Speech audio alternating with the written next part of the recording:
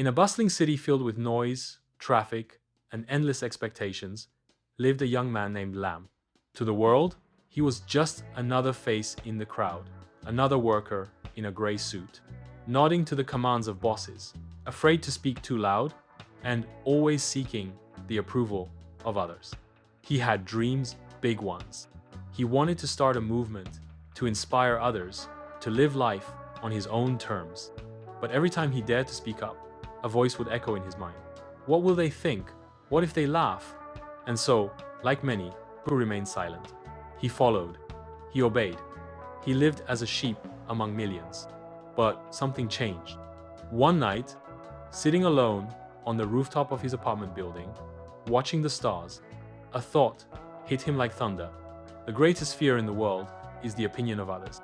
But why should I live in fear of people who don't even live my life? That night, something awakened in Kweku. Something ancient. Something primal. It wasn't loud at first, just a whisper in his chest, a roar, not yet formed. But it was real.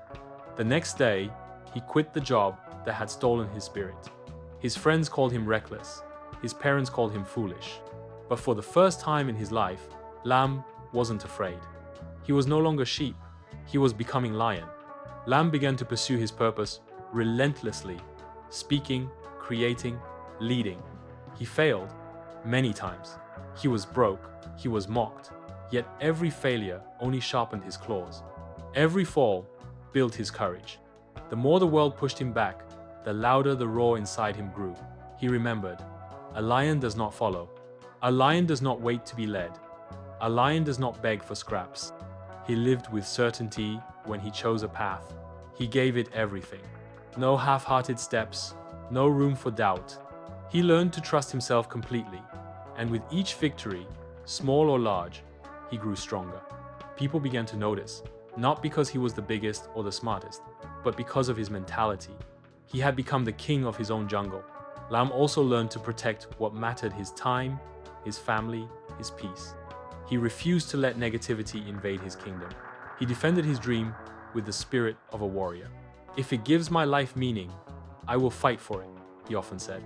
Even on the hardest days, when bills piled up and doubts crept in like shadows, he didn't surrender.